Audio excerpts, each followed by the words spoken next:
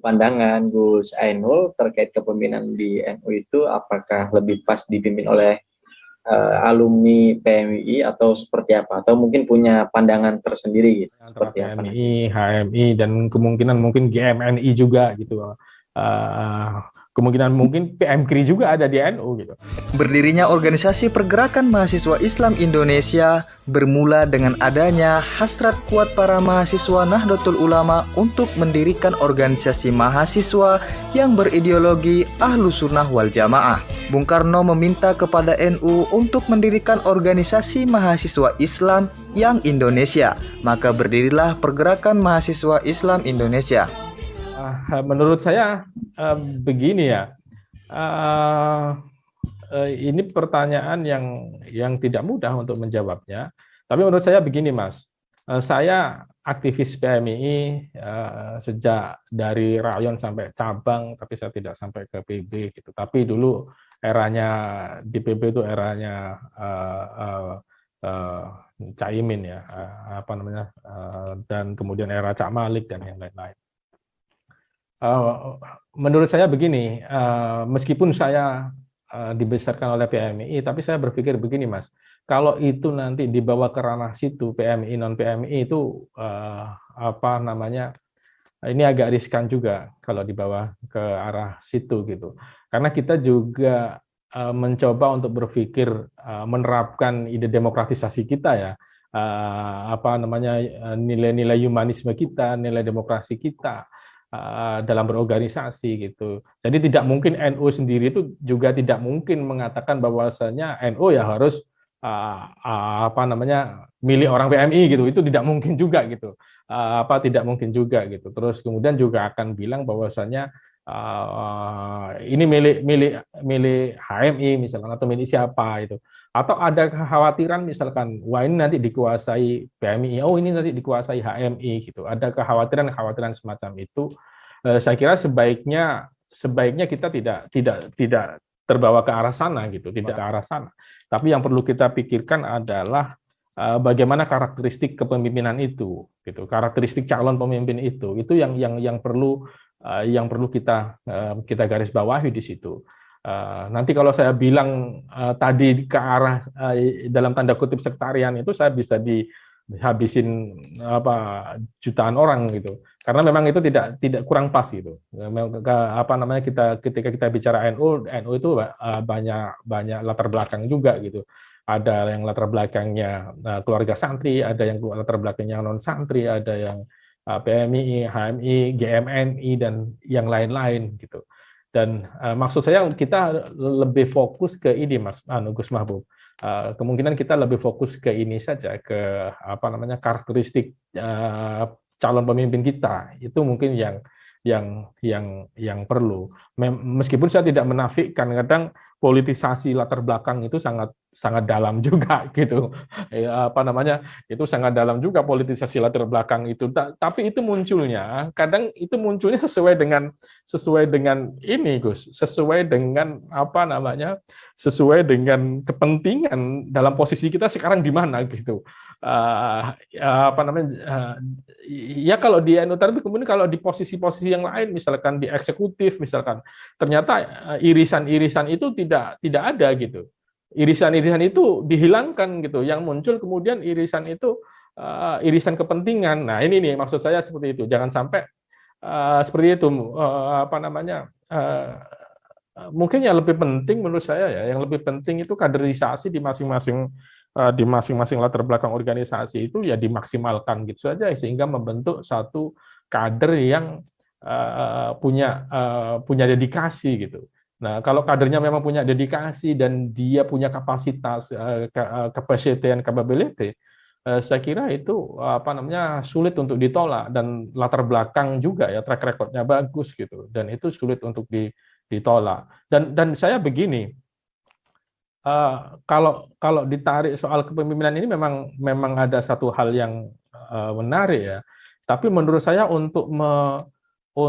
ini nggak bisa dihindari juga, apa namanya, meskipun saya tidak terlalu saya ingin seperti Kiai Husni tadi, NU itu tidak hanya fokus pada soal kepemimpinan, tapi ternyata soal kepemimpinan ini memberi dampak yang luar biasa besar juga gitu pada arah langkah NU ke depan gitu. Kalau apa namanya ini cara berpikir pemimpin itu seperti apa yang dijelaskan sesuai teori Kiai Husni, Kiai Saifuddin tadi, itu akan menarik dan akan bagus gitu. Dan mungkin itu ya. Tadi ada yang ingin saya omongkan tapi saya lupa, tapi lost gitu. Mungkin nanti kalau saya ingat akan saya omongkan, akan saya bicarakan lagi. Ya, segitu Gus Mahbub. Ya. Siap, matur nuwun Gus untuk pemaparan dan penyampaiannya. Baik Bapak Ibu, sahabat-sahabatku sekalian yang sudah hadir bergabung dalam kegiatan diskusi malam hari ini, kita sampai ke sesi tanya jawab. Barangkali ada 2 penanya yang kita berikan kesempatan untuk silahkan bisa menyampaikannya secara langsung, kemudian disampaikan nama dan asalnya dari mana Bapak Ibu, sahabat-sahabat, dan pertanyaannya disampaikan kemudian ditujukan kepada siapa bertanya. Mangga untuk Bapak Ibu sahabat-sahabat yang ingin barangkali ada yang ingin bertanya atau menyampaikan apa yang menjadi pandangannya bisa raise hand, ada di fitur HP-nya di bagian bawah setelah opsional ada gambar tangan raise hand. Jadi Bapak Ibu sahabat-sahabat bisa tekan tombol itu atau kemudian bisa juga mengetik apa yang menjadi pandangannya di kolom komentar atau kolom chat.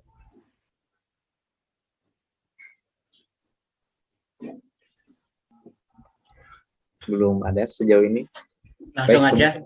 Oh ya, monggo Pak Mansur. Jadi tidak ngechat dan tidak angkat tangan nih, tapi langsung lebih akrab nih. Pak. Ya, assalamualaikum warahmatullahi wabarakatuh. Baik, terima kasih sekali pada Bapak Kiai yang telah memberikan inspirasi serta motivasi, termasuk yang terakhir Bapak Kiai Ainul Yakin. Tadi disampaikan bahwa yang namanya NU itu termasuk figur pimpinannya. Itu tadi disampaikan walaupun secara subjektivitas dalam menyampaikan itu, dan tentu yang mengikuti juga banyak. Itu pimpinan atau selaku yang mengawal atau yang di depan itu tidaklah hanya satu nama atau golongan, termasuk tadi yang disampaikan PMI tadi. Namun di lain pihak tentu ada juga yang harus ya PMI. Karena mengapa? Karena organisasi milik NU mahasiswa itu ya PMI dan begitu. Oleh karena itu tadi suatu terobosan baru di mana NU itu bukan milik satu organisasi mahasiswa tapi justru milik semuanya. Milik orang yang ingin memajukan NU begitu. Jadi kalau toh orang dari HMI kalau ingin maju dan mimpin ya alangkah baik atau tidak dipersulit atau tidak dihalang-halangi. Ataupun kadang juga yang tidak menjadi PMI juga tidak menjadi HMI karena tidak kuliah. Ini kan jelas apa langsung mau nyalon pimpinan ini ditolak dulu karena ini bukan PMI.